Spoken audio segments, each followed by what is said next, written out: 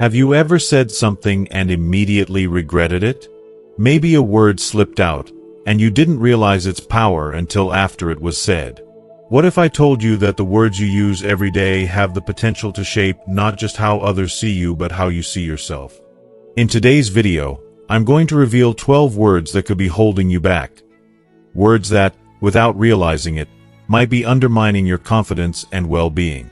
Whether you're over 70 or just looking to live a more empowered life, these words are subtly influencing your life in ways you may not even notice. Stick around until the end because the last word on this list is one you've probably been saying every day, and it could be the key to unlocking a more vibrant, confident version of yourself. I'll show you how making small changes to your language can help you regain control, boost your confidence, and improve the way you experience your golden years. By the end of this video, you'll have practical tips on how to reframe your thoughts and speak with more clarity and authority, so you can start living your best life today, free from the limitations that language can impose. Ready to change the way you talk to yourself? Let's dive in. If you are not subscribed, I recommend subscribing and activating the notification bell so you don't miss any videos. Your support means a lot to me, and if you enjoyed this video, you can help me continue spreading the valuable lessons by liking and sharing it. If you like the topic of this video, please comment 1. If you don't, please comment 0 to let me know how I can improve and make better videos for you. Now, let's begin. 1. Just.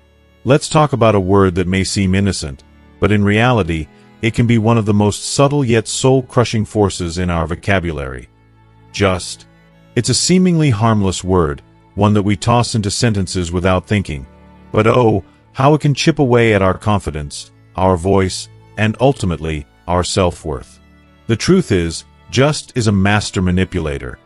It convinces us that we need to apologize for our very existence. Have you ever caught yourself saying, "I just wanted to check in," or "I'm just saying," or even, "I'm just trying to help"? When we use just, it softens our words in a way that makes us sound unsure, almost as though we're asking for permission to exist in the conversation. It robs us of our power, subtly disempowering us with every use. Take a moment and reflect. Have you ever offered advice and found yourself saying, "I just think maybe you should"? What happens in that moment? By using just, you diminish the strength of your own beliefs, making your opinion sound like a tentative suggestion rather than a solid piece of wisdom. You are essentially downplaying the very knowledge you've earned through your life's experiences. You've lived through decades of change, survived tough times, witnessed history unfold, and weathered storms, whether personal, professional, or emotional. You've nurtured relationships, raised children, conquered challenges, and built a legacy. All of this, your wisdom, your experiences, your voice, deserves to be spoken with confidence, not with hesitation. So, what can you do instead? The simple answer is, drop just. It's incredibly freeing. Think about the shift when you stop apologizing for your presence in a conversation. Instead of saying, "I just wanted to check in," say, "I wanted to check in." Doesn't that feel stronger, more authentic?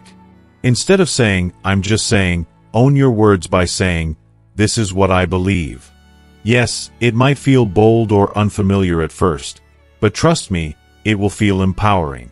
Every time you remove just, you're claiming back a little piece of your authority and confidence. It's a quiet rebellion against the fear of being too loud or too bold. It's a reclaiming of your rightful place in the conversation, a reminder that your voice matters, because it does. Over time, you'll notice a remarkable change. People will listen more intently, they'll respect you more, and most importantly, you'll start respecting yourself more. You'll find that the more you speak with clarity, the more the world will open its ears. So, let go of just. Let go of any fear of taking up space. Embrace the strength in your words and the power in your voice. You deserve to be heard. 2. Old. Old. A word many of us women over 70 hear all too often, and one that we, unfortunately, say to ourselves far too much. It's almost as if we're somehow conditioned to accept it like it's a label we're expected to wear with resignation. But here's the thing, there's nothing inherently wrong with acknowledging your age. I mean, let's be honest, we've earned every single year we've spent on this planet. Each wrinkle, every gray hair, and all the little changes our bodies go through are badges of honor that represent a lifetime of experiences, wisdom, and love. But here's the catch. Calling ourselves old can be so incredibly limiting. I can't help but wonder how many times we've caught ourselves saying things like, "I'm too old to try that," or "I'm just an old woman," or "you know how it is when you get old." When we use the word old, we might think it's just a simple way to acknowledge reality. But in truth, we are reinforcing a mindset that can hold us back. By calling ourselves old, we're buying into the idea that age is the defining aspect of who we are. But let me tell you, and I want you to hear me clearly, you are not just your age. You are a tapestry of experiences, stories, struggles, triumphs, and passions. You are the lessons you've learned, the wisdom you've gained, and the love you've shared over the years. Sure, maybe your body doesn't move quite as fluidly as it once did, and your memory might not be as sharp as it was in your 30s, but that doesn't make you old. Those things are just a part of the journey. They don't define your worth or your capabilities. Instead of labeling yourself as old, why not embrace the beauty of being seasoned, or experienced, or wise? These words carry strength and grace. For example, instead of thinking, "I'm too old to try this," how about saying, "I've lived long enough to know what works for me and what doesn't," or "I've been through enough to know better"? That shift in language empowers you. It reminds you of all that you have lived through, all that you've accomplished, and all that you are capable of still achieving. I know it's tempting to focus on the perceived drawbacks of aging, the aches, the stiffness, the moments when we forget things. But when we change the narrative, we begin to see the immense value in our years. The years don't diminish us, they enhance us. They give us the ability to adapt, to grow, to look at life with a deeper understanding and compassion. So instead of saying, "Well, I'm old now, so I can't do that," how about rephrasing it to, "I'm adapting to new ways of doing things"? Because, let's face it, adaptation is one of the greatest strengths that comes with age. I cannot stress enough how important our words are. The language we use doesn't just shape how others perceive us, it shapes how we perceive ourselves. Ladies, let's take a stand. Let's own our age with pride, but let's never, ever let it limit us. You're not old. You're ageless. You are a woman who has lived and loved and fought and triumphed. And if anything, it's time the world saw you for exactly who you are, an extraordinary, powerful woman who's only just begun to show the world what she's made of. 3. Sorry. If you are still watching this video and find these lessons useful, please comment 1 below to let me know that you are still here with me. Let's take a moment to understand what apologizing means. When you genuinely mess up or hurt someone, yes, an apology is essential, and it shows strength, maturity, and accountability. But here's where things get tricky. If you're like so many women, the word sorry might have quietly sneaked its way into your vocabulary in places where it's not only unnecessary but also damaging. You probably find yourself saying things like, "Sorry to bother you, but," or "I'm sorry, but I have a suggestion." Maybe even, "Sorry, I don't know how to do that." And what does that mean when you say these things? Deep down, you're apologizing for existing, for taking up space, for having needs, for having an opinion. You're apologizing for simply being human. It's a quiet self-sabotage, a way of shrinking yourself into a corner, thinking you need to be small to make others feel comfortable. And over time, this becomes so ingrained, so automatic, that you don't even realize how much it erodes your self-worth and sense of power. Think about it. When you over-apologize, you're inviting others to do the same.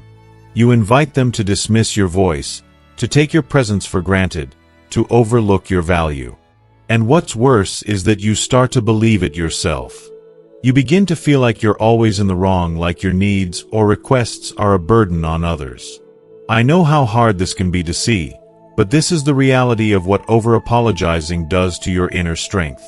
It chips away at your confidence, little by little, until one day you look in the mirror and wonder why you feel small, why you're hesitating to speak up or stand your ground. But here's the beautiful part. You can break free from this cycle. Every time you catch yourself in the act of apologizing unnecessarily, you get to rewrite the story.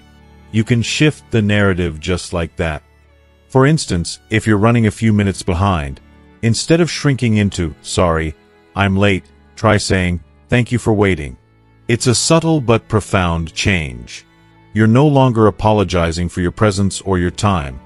You're expressing gratitude, setting a tone of respect, and recognizing the value of the moment. How empowering does that feel? Or what about when you're interrupting or joining a conversation?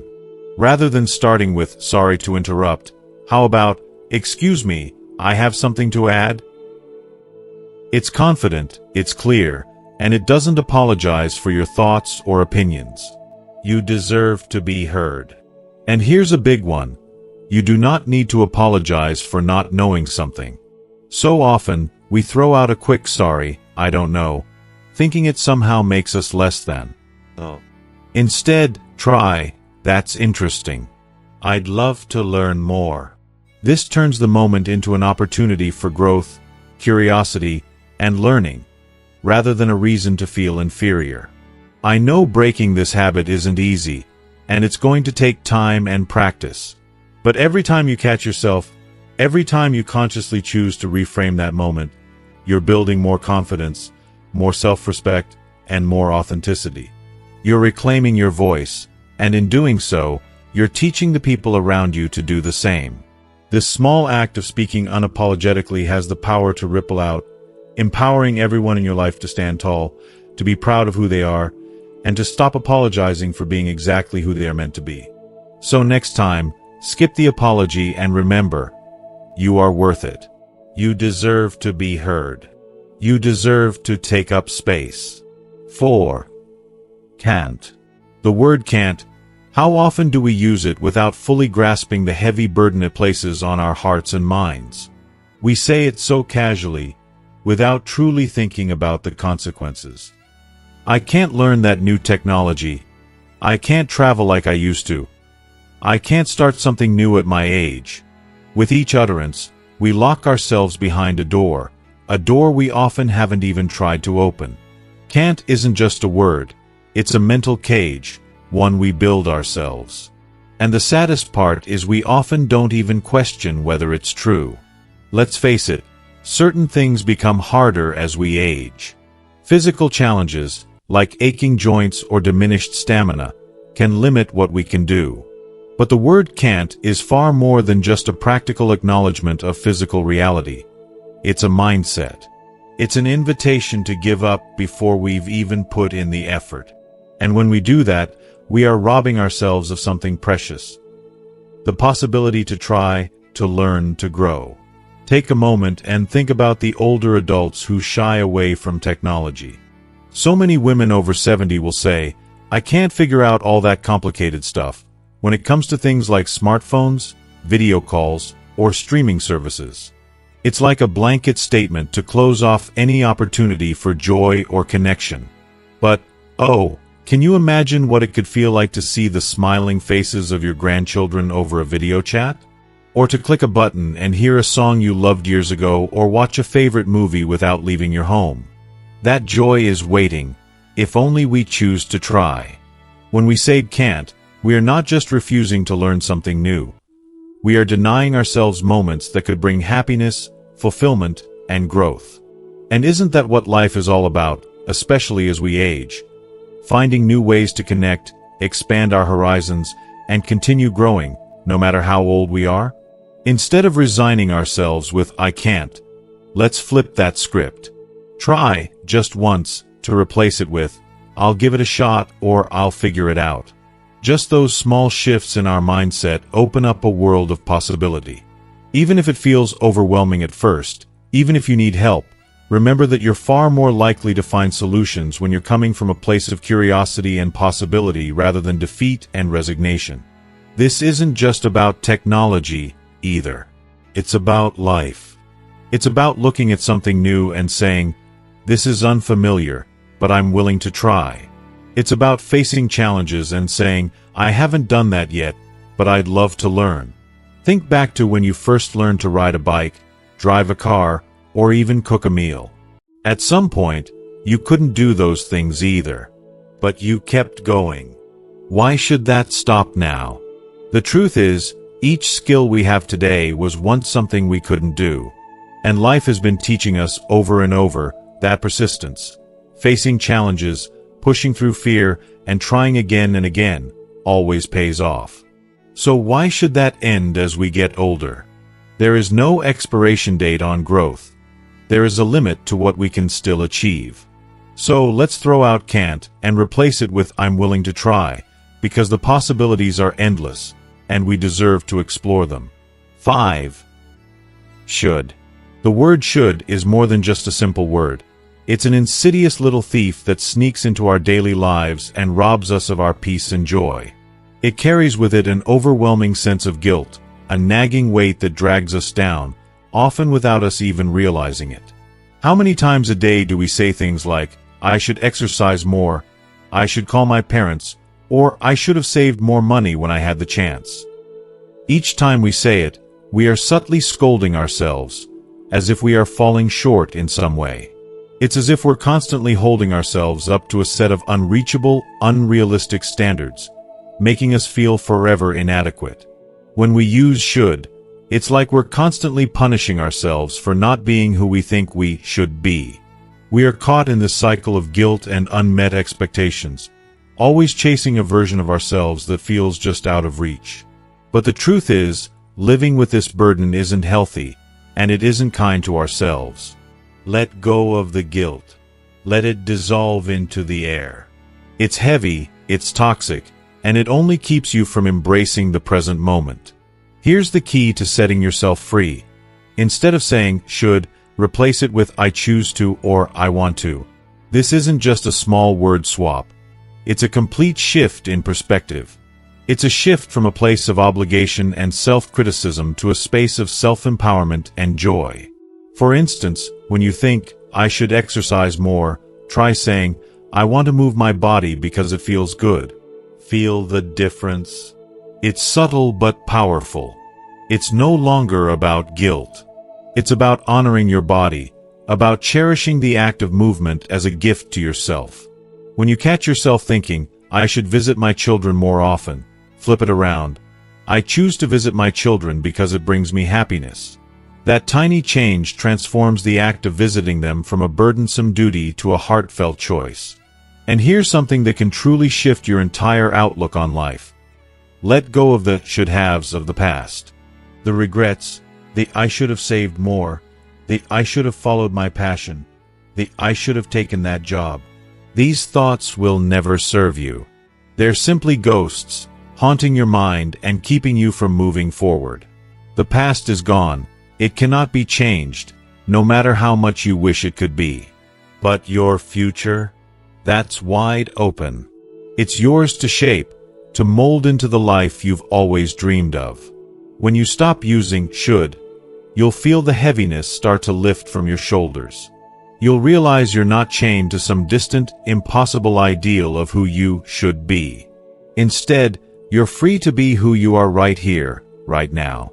Each action you take becomes a choice, not a burden. You'll feel motivated, not because you have to, but because you want to. This shift is incredibly liberating. It's a gift you give yourself, the ability to live from a place of personal power, not self-criticism. Let go of should and watch your life transform into one full of possibility, joy, and peace. You deserve that. You owe it to yourself to step into the life you've always dreamed of. 6. Ugly. Let's dive deep into one of the harshest and most destructive words we can use. Ugly. It's not just a word that applies to things or situations we don't like. It's a word that we often turn against ourselves. How many times have you looked in the mirror and thought, my hair looks so ugly today, or these wrinkles make me look ugly, or even, I hate how my body looks. It's just ugly. I'll be honest, I've been there. We all have. But let me tell you, calling yourself ugly, even in those fleeting moments, does so much more damage than we realize. It's not just a fleeting thought. It's a belief, a dangerous belief, that gets planted deep inside and spreads. It whispers to us that our worth is somehow tied to how we look. It feeds into that nasty little lie that if we don't look perfect, we're somehow not valuable, not worthy of love, or not deserving of appreciation. And here's the painful truth that we need to recognize. Using the word ugly when talking about ourselves isn't just about criticizing our outward appearance. It's about internalizing this warped idea that we, as individuals, are somehow less. Less than what? Less than who? The answer is no one. Aging doesn't make us ugly. Aging is the embodiment of everything we've experienced, of all the lessons we've learned, and of every challenge we've faced. It's a testimony of resilience, of survival. Those wrinkles aren't just skin, they are the stories of our lives, of joy, heartbreak, laughter, and every little moment in between. Those silver strands of hair, they shine with wisdom, with grace, and yes, beauty. The stretch marks, laugh lines, and even the scars, they aren't flaws. They are badges of honor, each one marking the journey of a life fully lived. So, why do we continue to call ourselves ugly? Why not start replacing that word with something that truly reflects the beauty within us? Words like natural, authentic, or beautiful in its way. Look at yourself in the mirror every day, and find at least one thing to appreciate about yourself. Maybe it's the strength in your hands, the sparkle in your eyes, or the kindness that radiates from your smile. These are the things that matter. These are the things that show the world the real beauty that lives inside you. By shifting your mindset, you begin to reframe how you see yourself, and that will change how the world sees you too. And let's not forget the power of how we speak about others. As women, we are often our own harshest critics, but we can also be guilty of being just as critical of others. We need to change that. Challenge yourself to replace judgment with kindness, to build each other up instead of tearing each other down. Our beauty, both inside and out, is so much more than what's skin deep. It radiates from the confidence we carry, the love we share, and the way we walk through the world with grace and authenticity. Remember, ladies, words are incredibly powerful. Every word you speak shapes your reality. So choose words that lift you, that encourage you, that remind you of your worth. Aging is not a curse. Aging is a privilege, and you are a radiant, beautiful soul, exactly as you are. 7. Lonely. If you are still watching this video and find these lessons useful, please comment 2 below to let me know that you are still here with me. Loneliness. It's a word that carries so much weight, a weight that can easily crush your spirit if you let it. We often say, I feel so lonely, but what we don't realize is that it's more than just a fleeting emotion. It's a seed we plant deep within ourselves. It isn't just a reflection of being alone in a room. It's the belief that no one sees you, no one truly understands you, and worst of all, no one cares about your presence. That feeling of isolation can start to fester and grow into something much darker, something that can seem inescapable. But here's the truth I wish more people would hear. Feeling lonely doesn't mean you're truly alone. It often comes from a deeper place of disconnection, from the belief that one can truly connect with you or that you are somehow unworthy of that connection. That thought is dangerous because it starts to define who you are. The more you repeat it, I'm lonely, I'm lonely, I'm lonely, the more you believe it, and the more you pull away from those very people who could help ease that heartache. It becomes a vicious cycle that's hard to break, but breaking it is possible. It requires a shift in how you view your situation, a choice to fight back against the negative narrative you've told yourself for too long. Loneliness isn't a permanent state. It's a feeling. And feelings can change. especially when we allow ourselves to feel empowered and open to new possibilities. Instead of telling yourself, "I am lonely," try saying, "I am looking for connection." Try saying, "I am seeking new experiences." When you change the way you speak to yourself, you open the door to a world full of opportunities that are always waiting for you. There's so much to experience, so many people to meet, and so much love to give. The beauty of connection is that it can be found in so many unexpected places. Join a local club, take that class you've been thinking about for months, or volunteer at an organization that tugs at your heart. Reach out to old friends, even the ones you've lost touch with. Sometimes, the ones who haven't heard from you in a while are the ones most eager to reconnect. Don't underestimate the joy that can come from simply sharing your life with others, from teaching the younger generations the lessons you've learned over the years. You may be surprised by the eagerness they have to learn from your wisdom and your experience. There is power in both giving and receiving connection. Loneliness is not your fate unless you let it be. It's a moment, not a lifetime. And when you decide to take action, shift your perspective, and allow yourself to step into a space of possibility, you begin to turn that feeling into moments of joy, laughter, and growth. You begin to fill your world with meaningful connections that can nourish your heart. Above all, remember, your presence is a gift. There are people out there, maybe even just waiting for someone like you, who want to hear your stories, share your laughter, and feel the warmth of your kindness. So next time that word lonely comes creeping in, swap it for something that fills your heart with hope. Something like hopeful, open, or ready for connection. When you change your outlook, when you start believing that there are people who want to be in your life, you will see your world begin to shift. You'll notice how everything around you starts to reflect the openness and joy you choose to embrace. And in that moment, you will realize that loneliness wasn't a curse, it was an invitation, a call to seek out something better. And it was always within your power to answer. 8. 2. The word tube can be incredibly insidious, quietly creeping into our thoughts and words, robbing us of opportunities and self-confidence. It's a word that often limits us in ways we don't even realize.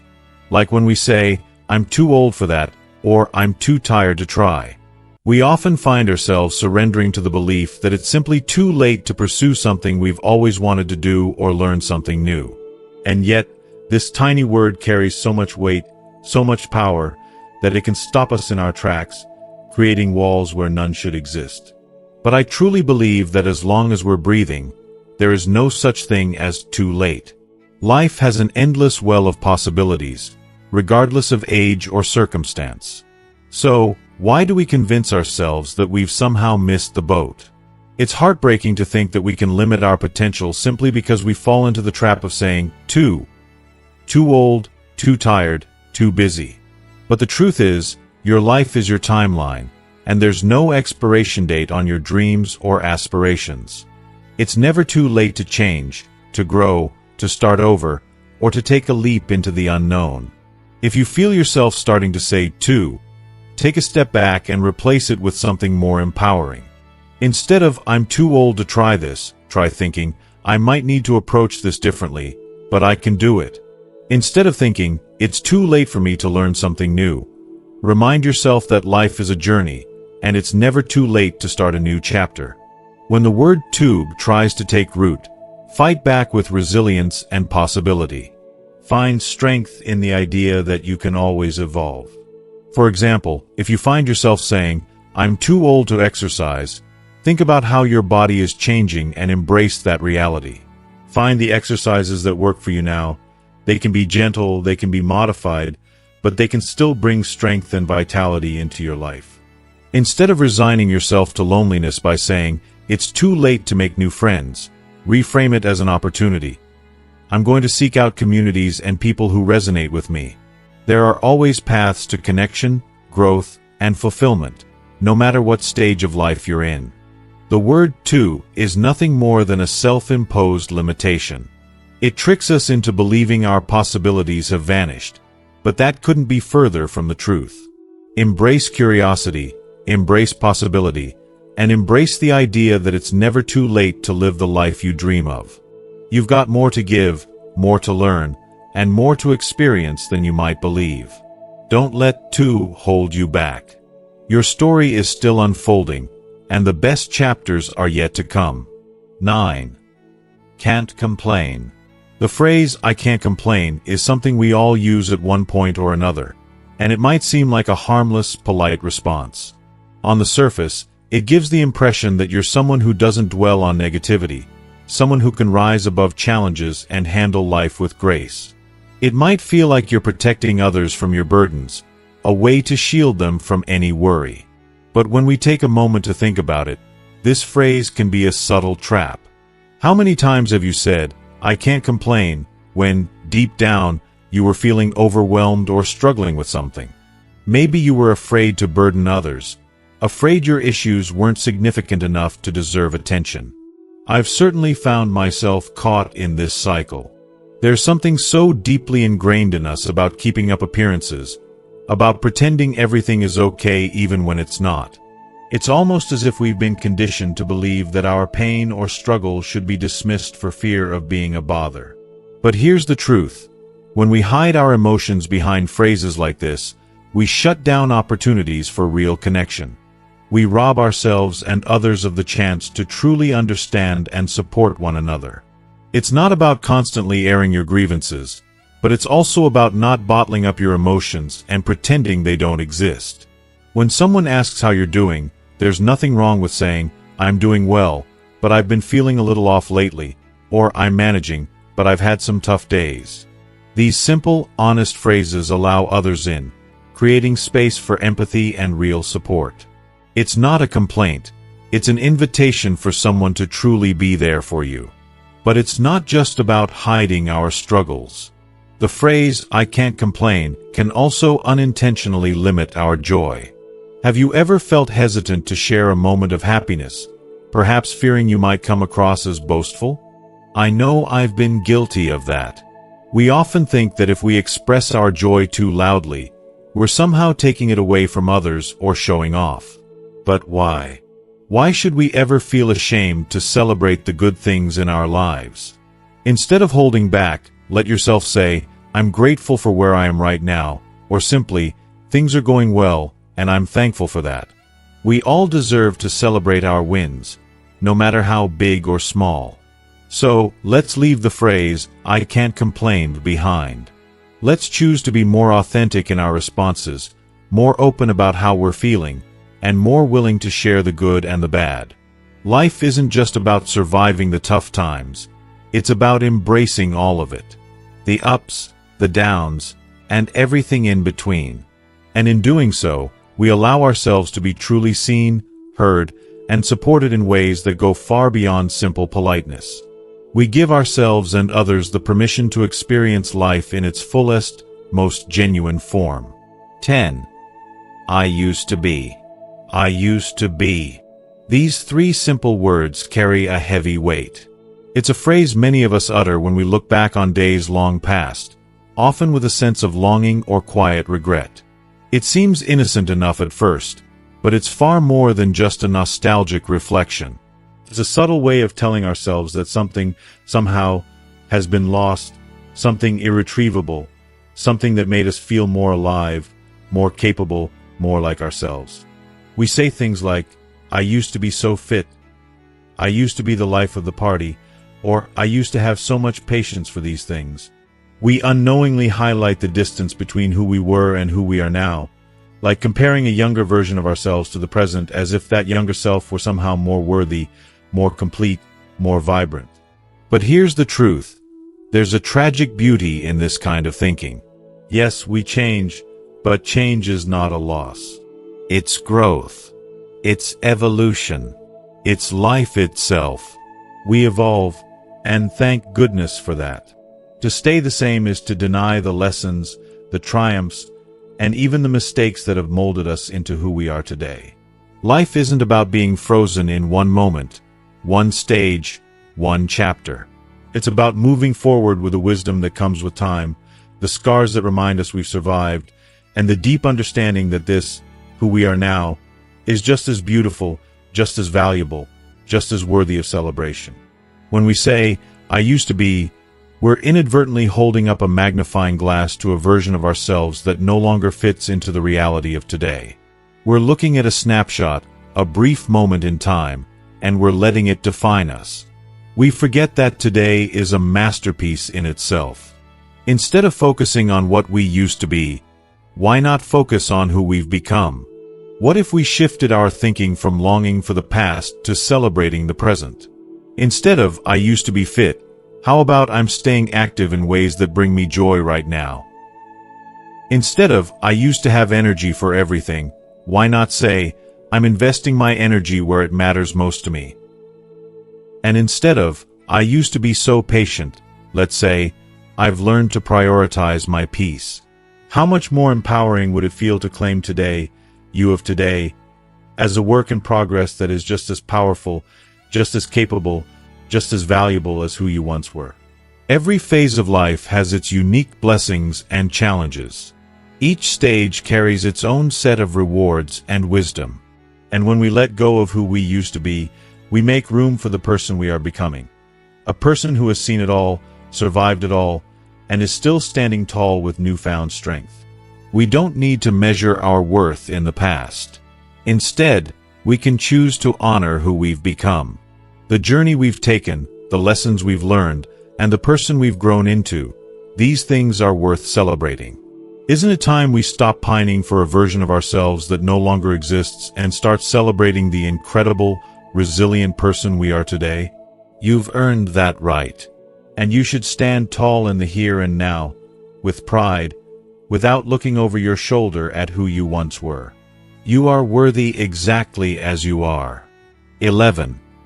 It's always been this way. Ah, the all-too-familiar phrase, "It's always been this way." How often have we used it as an excuse to avoid change or simply to stay comfortable, even when our hearts are crying out for something different? "I've always handled my health this way," we might say. Or, "This is the way I've always solved problems." Or even, "It's always been this way in our family." The words may roll off our tongues without much thought, but underneath them lies a powerful sense of resignation, a feeling of being trapped in a cycle that, for some reason, feels unbreakable. It's almost as if we've convinced ourselves that change is a luxury we can't afford, a risk that we shouldn't take. But let's be honest, this mindset is one of the greatest barriers to growth and happiness. Just because something has always been one way doesn't mean it has to remain that way. Life is not a fixed script, and it certainly doesn't come with expiration dates for new adventures. Even after the age of 70, perhaps especially after the age of 70, there is always room for new experiences, new perspectives, and new possibilities. And yet, by clinging to that old comforting phrase, "It's always been this way," we often hold ourselves back from a world of untapped joy, potential, and wonder. If you are still watching this video and find these lessons useful, please comment 3 below to let me know that you are still here with me. Take a moment to think about the areas in your life where you've said this, whether knowingly or not. Maybe you've always faced your challenges alone, convincing yourself that asking for help would be a sign of weakness. What if, just what if, you allowed someone in? What if you gave others the chance to offer their support, their kindness, their understanding? I promise you, people want to help. They want to see you thrive, to share in the beauty of your life, to lift you when you need it most. Letting go of this stubborn independence could open the door to a network of genuine connections that you never even imagined. Then there's the way you've approached your health over the years. Maybe you've been reactive, waiting until something goes wrong before you take action. But why wait for problems to arise when you could be proactive? Why not embrace a new way of thinking? One that empowers you to take charge of your well-being. Perhaps it's time to explore something that excites you, like yoga, nutrition, or even just a different doctor's perspective. Picture yourself feeling more energetic, more balanced, and more at peace. The possibilities are endless if you're willing to try something new. Family dynamics, too, can get stuck in old patterns. Maybe you've always avoided certain conversations because of past tension or misunderstandings. But what if, by taking a bold step, by speaking with kindness and curiosity, you could start to shift that dynamic? Even a simple change in tone can break years of silence and resentment, opening the door to healing.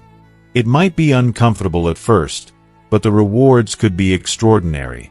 Letting go of "it's always been this way" is about more than just accepting change.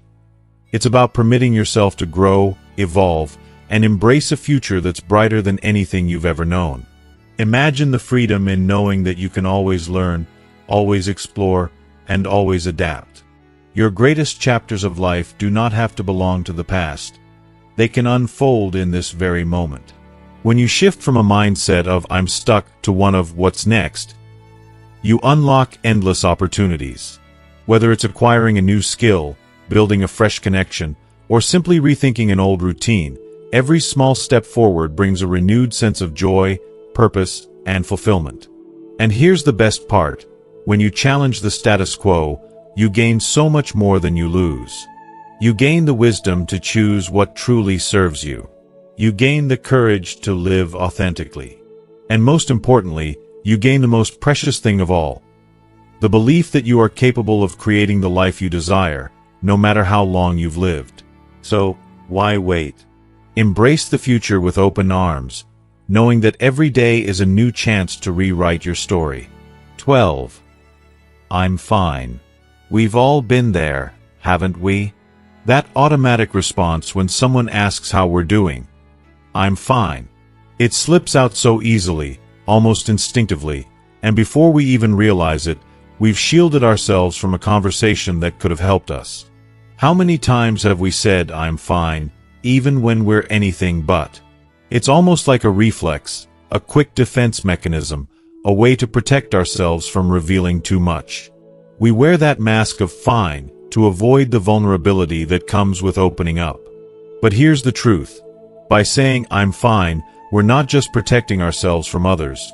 We're also building a wall that keeps the people who truly care from reaching us. And in doing so, we rob ourselves of the comfort and support we desperately need. When we say "oh, I'm fine," we are closing the door to connection, to real human understanding. It's a quiet isolation, and it often leaves us feeling alone with our struggles because, let's face it, life is not always fine.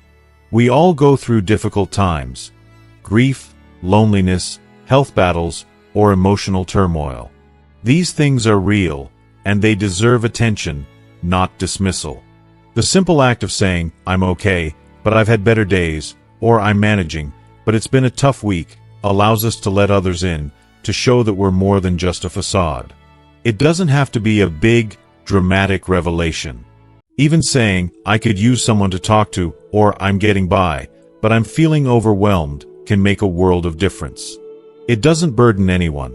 It invites them to show up for you, to offer support and kindness that might otherwise go unnoticed.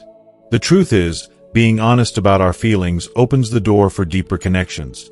Those moments of shared humanity are the kind that bring relief and healing. Far more than a simple, empty "I'm fine." These moments remind us that we're not alone. It's okay to be vulnerable. It's okay to not be okay. Sometimes, that honesty is the very thing that lifts us. As we wrap up, I want you to take a moment and reflect on what we've talked about today. What have you learned so far? Have you noticed how something as simple as saying "I'm fine" can impact not only your relationships but also your emotional well-being? How might being more open about your feelings bring you closer to those who care about you? I'd love to hear from you in the comments below. What's one thing you've learned today that you'll start practicing in your life? How will you start showing up more authentically in your conversations? If you like this video, please leave your comment below, and don't forget to like, share, and subscribe to our YouTube channel for more content just like this. Thank you for being part of this journey with us. Take care, and remember, it's okay to not always be fine.